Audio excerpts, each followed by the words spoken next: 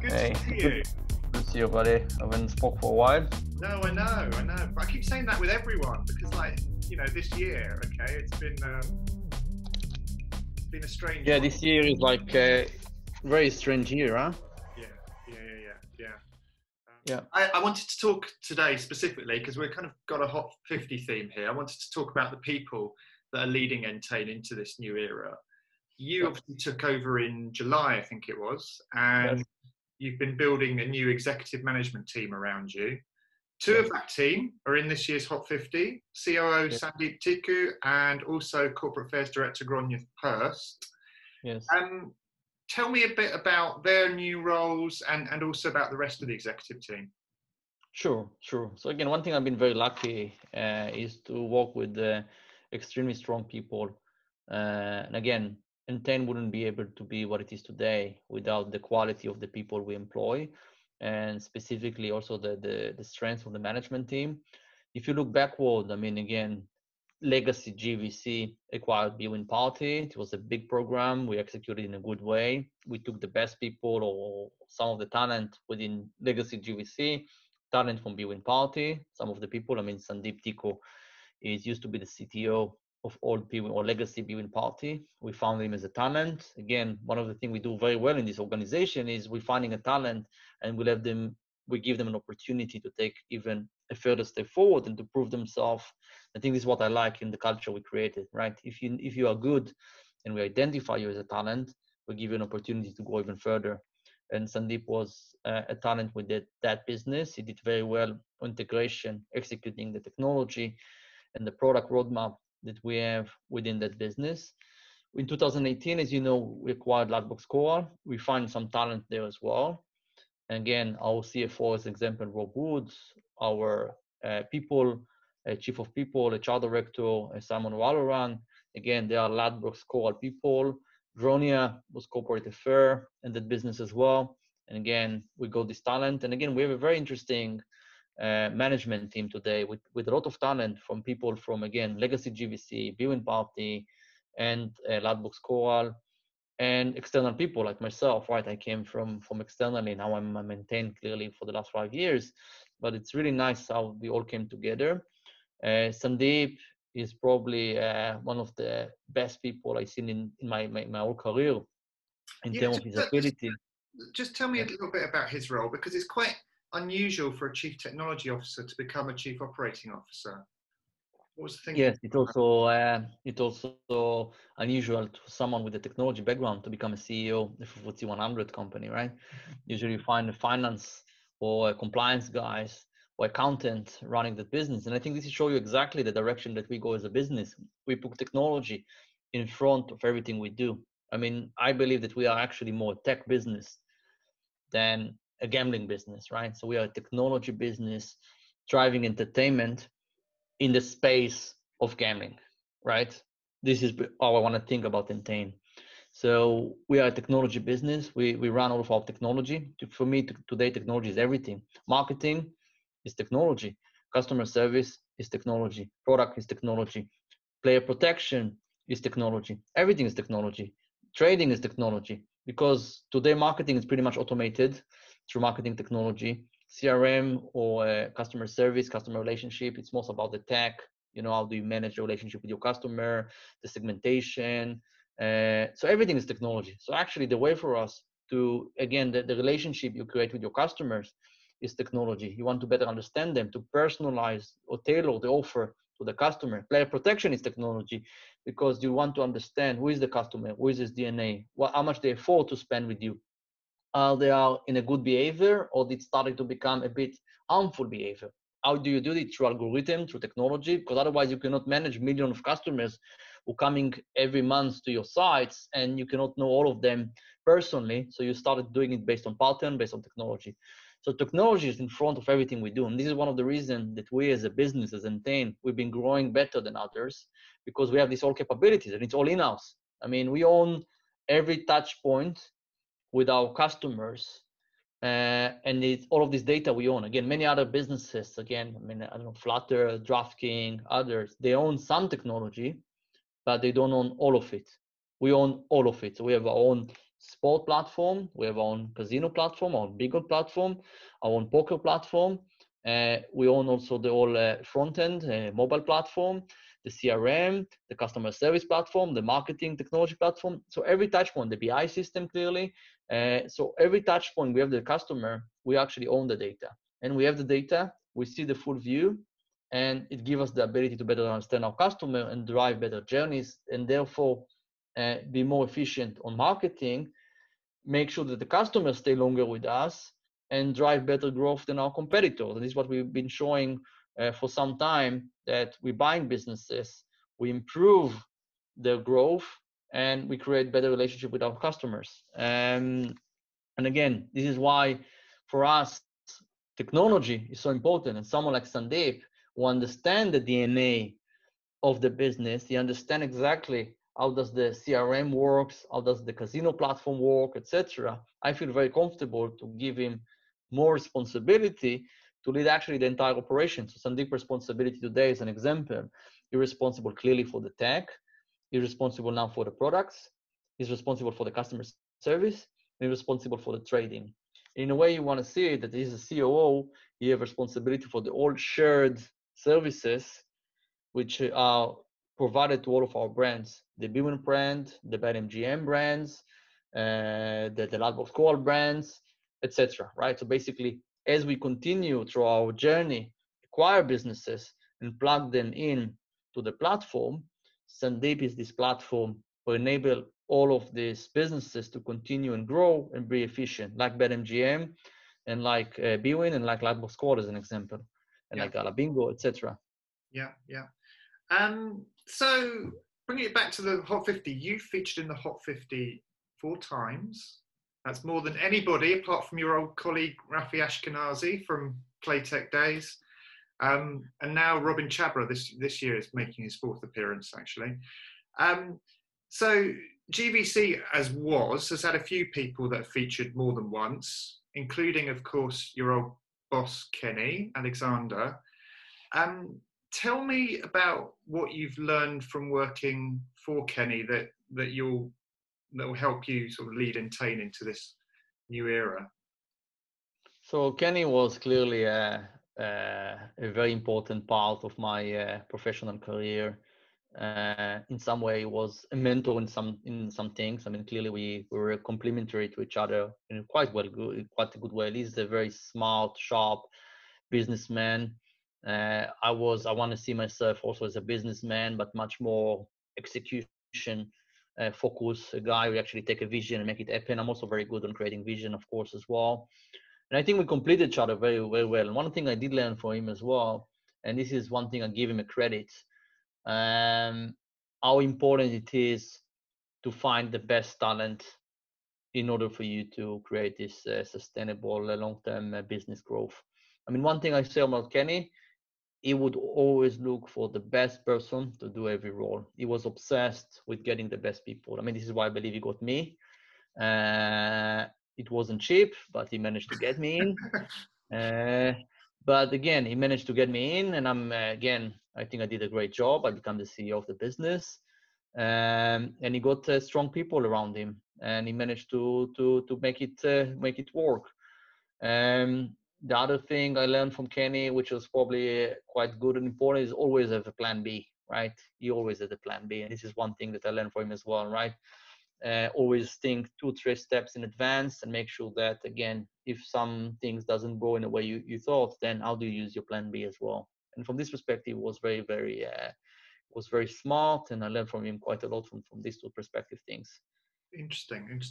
2 other Hot 50 alumni that not from GVC. Well, actually, one became GVC, but I think they've probably also been quite a big influence on your career.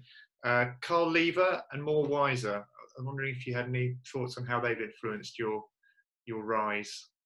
Yeah, sure. I mean, Karl, let me start with Mo actually, because Mo, I worked with him before Karl. Yeah, Mo used to be my boss for many years, right? I mean, actually, Mo recruited me to Playtech. I remember the first meeting back in 2006. So it's probably like more than 15 years now. I met Mo in Tel Aviv. I didn't know even what is Playtech. I came to a building in Tel Aviv. and I went to an interview, which I thought it was a very bad interview, to be honest, because it was short. And in my old time, I said, if he doesn't spend with me at least an hour, he probably doesn't think I'm very good. It was half an hour. And after an hour, he said, I think you're good. I think you're going to work for us. And I left. And I remember I had a girlfriend back time. She called me and said, how was the interview? And I said, I think it was bad because it was only half an hour. I didn't think he liked me, but he didn't tell me. He told me he liked me, but I think he really didn't like me. And long story short, I joined Playtech. My first role was to lead one of the subsidiaries of Playtech called VideoBet, which that. It was a server-based gaming business, which I used to run for 2 years. And then I became the COO of Playtech afterwards, which was it was great, and I learned a lot from Mo as well. I mean, again, every manager, you take something from him. Mo is very good with the way you work with the city, the business development piece, the M&A, his vision. I enjoyed working for Mo. Very smart guy. I know that he was featured a lot in your articles as well, and I 100% give him all of the credit here. He's also one thing I can say on Mo. I don't know how to say it, which is not in Hebrew, right? In Hebrew, you say he's your buddy, right? He's like in the army. You have these guys when you're going to, and you know that they're going to watch your back. Yeah. You know what I mean on that? Yeah. Mo is this guy. You can trust him. He's someone you want next to you when you're going to a tough battle. Great. He's like, I really enjoy working for him. And he's one of these core guys who built this industry from for where it was. I mean, Rafi used to work for him. I used to work for him. I mean, many of the people in today who going to these senior roles, I mean, they all come from this Playtech Academy.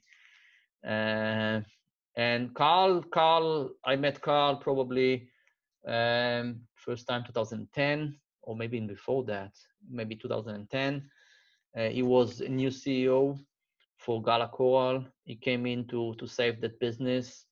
And that business was not doing very well at that point. I think there's a lot of debt, and I think that at some point they need to refinance. And the private equities who own Gala Coral, they realized they need to change the old management, which they did. They brought a new chairman and a new CEO, and Karl was the CEO. I think I managed to meet Karl probably in the first 2 weeks in his role, and I was really one of the first people he met. I had a good relationship with a guy named Damien Cope. You probably know Damien Cope. He used to become the CEO of OPAP. Again, solid guy, top guy.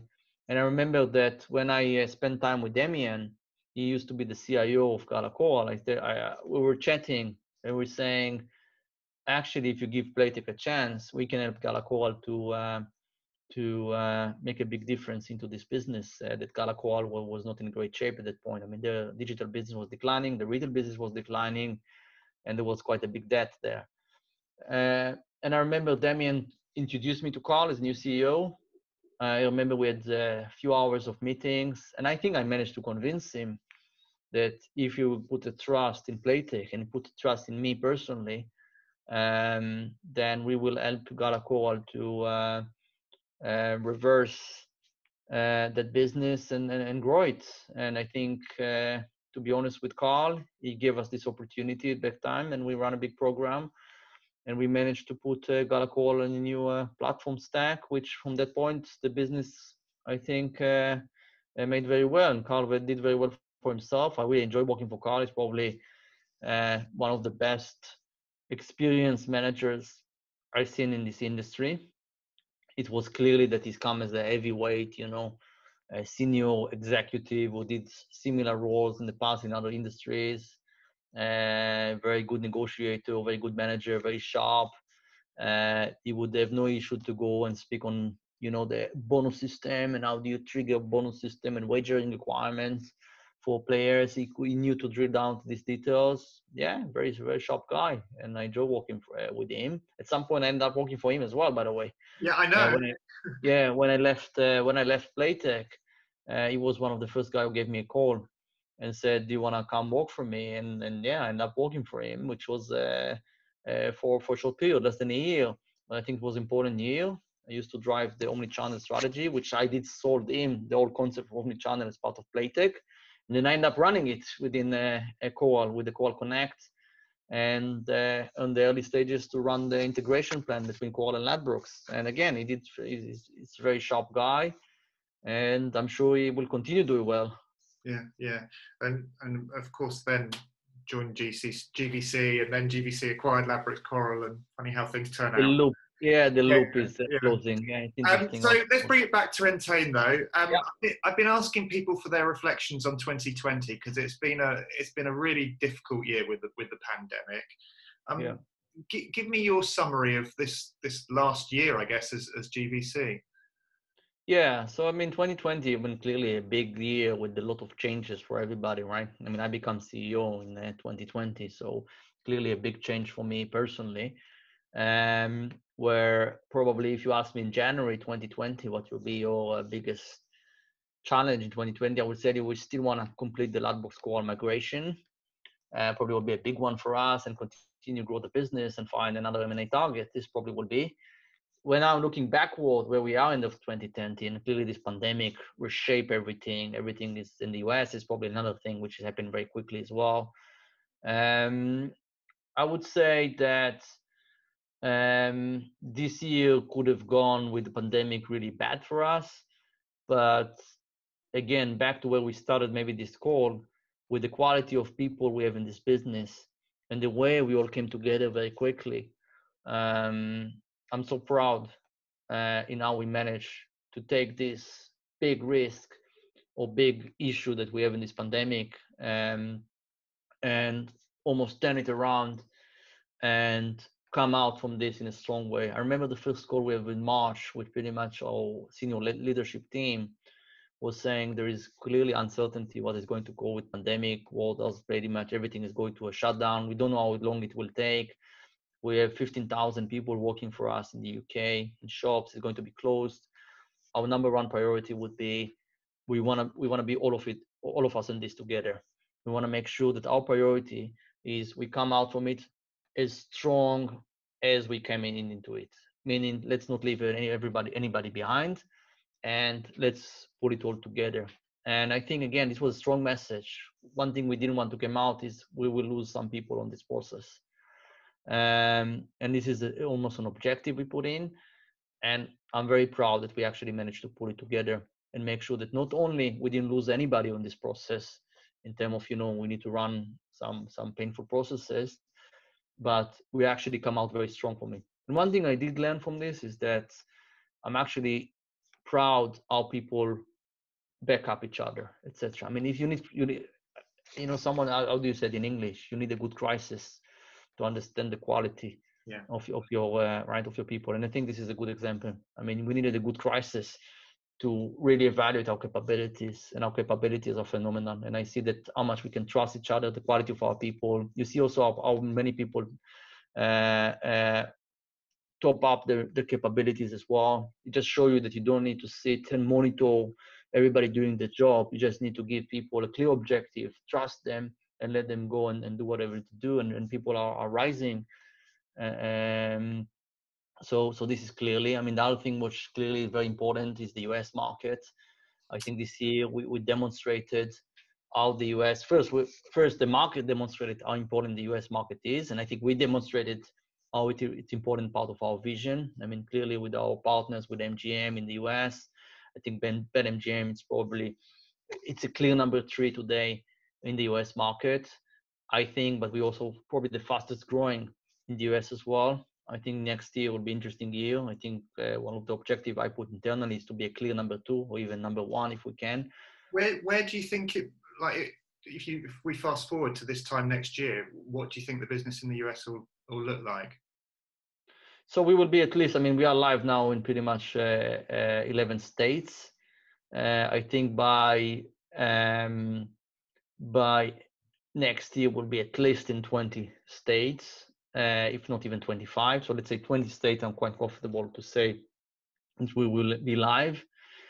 And I think, again, you see exponential growth in the US, and I think we'll be probably one of the winners of that. I mean, we already demonstrated that iGaming, we know how to run it properly with the BetMGM and the MGM brand and assets and our strong gaming offering. We are the biggest, largest operator in New Jersey already for iGaming with 23% market share. We just launched 2 weeks ago, last week, in Pennsylvania, which is another New iGaming Jersey, you said in you, Pennsylvania.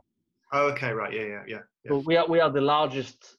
We are the largest operator in New Jersey for iGaming with You are 23% because, market share. but which is great because you weren't for ages, right? When Yeah, I mean, just show you the progress we made in a year. We've probably been 12 to 13% market share a year ago. We are now 23% market share yeah, because in New Jersey. when Adam Greenblatt transferred to the States, he was saying, yes, that's something we really need to sort out because Yeah. it hasn't been given the love previously that it needs. So it's good to Yeah, hear. yeah, I agree. No, I agree. I mean, again, clearly in the last 12 months, we put a lot of, again, we've been focusing on the US probably for more than 18 months, but it took probably 6-9 months to build the right building blocks in terms of the right product. The team is new. We have 300 people in New Jersey. These people did not exist 18 months ago. Think about it, to bring 300 people to a place, to make them work as a team, to bring new technology, train them on technology, make sure that they understand how to work. It takes time. But again, we did it. We did it fast. I mean, credit goes to Adam clearly, and also to, of course, to the people in Entain who provided the tech, the training. I mean, we also relocated a few people as well. We have a very strong team today. We have the right building blocks. And probably the most important thing that I'm happy that this is not happening for void. They actually, we see the momentum and the results coming as well. We are now the largest in New Jersey in iGaming. Mhm. We're taking market share in Nevada. We're taking market share in New Jersey. We're taking market share in Colorado, in Indiana. I think Tennessee is going to be very surprising as well, because I think we're going to get a proper market share. So now we are pretty much prove ourselves to become number 1, 2, or 3 in every market we operate. And if you aggregate all of it, and you will say we will continue make this progress over the next 6, 9, 12 months, I think we will going to be even stronger operator in a year time. Yeah. And again, if you look probably why I'm so confident about it, we have 2 strong assets in the US that are probably our best competitive advantage. One is our technology and product. As I mentioned before, we are the only one who own the full technology. And I believe that the long-term winner in every market, even in every industry, not in the gaming industry, will be the one with the best value for the customer, the best proposition. The customer will always choose the best product for them. And I believe that we are in the best position to provide the best product for the customer because we have the product, we have the technology, and we can be adjusting it, while others will be more slow to adjust. And we're already seeing it. We already see that our products creating more and more momentum. And this is part of the reason why we're already creating this market gains from this. And the second one is clearly the MGM. MGM have access to MLife. MLife is more than 33 million customer base on their database. 33 million customers on the database. And these are people that MGM has relationship with this. These are people who live in Colorado, in Indiana, in New Jersey, in Pennsylvania, in all of these states, who are visiting once or twice a year. They're visiting Nevada, they're staying in the Bellagio or the MGM Grand, and they have this relationship with MGM, and they have a gold member or silver member in MLife, and they travel back to their homelands, to Pennsylvania, New Jersey. We want them to continue be loyal to MGM and continue to have this journey, which is BetMGM is this journey. And I think what we're doing now is integrating the experience between MLife and BetMGM. Yeah, fantastic. Yeah. Okay, one last thing. Let's talk about entertainment. It's in the name. I mean, I've probably spoken to you about this before, and it's a thing that I bang on about all the time, is that the future of the gambling industry has to be about being entertaining, and certainly the political and media climate around that is pushing us in that direction. But I guess the tricky bit is, how do you convince the world that you are about entertainment when most of your revenue comes from them losing their money? Yeah, I mean, I mean, I see gambling as entertainment, right? I mean, gambling is entertainment. When I go and I play poker with my friends and I lose money or win money, usually there's better chances to lose. I mean, you don't need to do a PhD in math to know that. And you're going there in order to entertain yourself. Otherwise, why would you go there, right? I mean, you spend money. When you go to the casino, you enjoy. When you're placing a bet on your favorite team, you're doing it because it creates more excitement for you, because not only your team win, you also won something, right? Clearly, the bad reputation that we have in the industry is that people abusing it and they're using money that they shouldn't in order to do it. And I think this is the risk that we have, right? So put this problem aside, and this is not, when I'm saying put it aside, I don't mean that we're not taking it seriously. What I wanted to say is that gambling is leisure, is entertainment, right? 90%, 99% of the people using it for entertainment. And I think what we need to do is to make sure we're becoming more entertaining, more fun, more recreational, but also more safer. I think this is exactly the Entain journey. And this is the journey that I put in front of our business.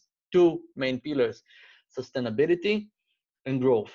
And sustainability, the first thing in sustainability is responsibility, meaning we want to use our technology in order to better understand our customers and to make sure that our products are there for fun, for social, and for entertainment. And if we have even a slight worry that someone is using it from harmful behavior, then again, the way I want to take the business is that all of the technology data that we invest will trigger us a way to intervene with this experience and ask people, are you really still enjoying it? Are you spending more time than you should? Are you spending more money than you should? And put all of this control in place. And I think this is where we should use technology to help us in order to make sure that we're keeping it within this fun entertainment. So this is, for me, it's the same thing, right? And clearly we need to watch this boundary, and this is the challenge. And I think this is what regulators also want to get, right? The second thing, I think it's what also excites me a lot, is I look 2 or 3 years from now, I think if anything, it's going to get even more entertaining. And the reason for that, I see where the next consumer trends are going to be, and I see where technology trends are going, and I see where we are going as well. I mean, clearly gaming, I'm not talking about gambling, I'm talking gaming in general, become a mainstream technology today. It's like virtual reality, AR, 5G are emerging as well. And if you look into, again, the old sport experience as an example, I believe the sports experience will become more social as well. I mean, again, you see in the US with the ESPN and with Yahoo Sports and other, they started to launch a lot of platforms where when you watch football, you sit on your home, watch, your friends sitting in his home and watch, but actually you are watching together. And there is sync, and you can see it, you can share the experience. The next thing, you will be on your VR, you will watch the game, your friend watch a game, and you're almost sitting like you're together, and and it becomes also more interactive as well. So when you're watching, the whole experience will become also more interactive. You can move your seat, you can have a lot of probably games during this as well. So it's going there, and I think there's excitement, opportunity for our business and our industry as well to be part of this revolution and trying to see how we actually make it even more fun to bring wagering to this world and make sure it's, again, we be part of this all fun, entertaining experience. And I want to lead this. I want to make sure that we are also as part of the next revolution we will be coming in front. And we as a tech business, we have all the meaning and all of the building blocks to be there.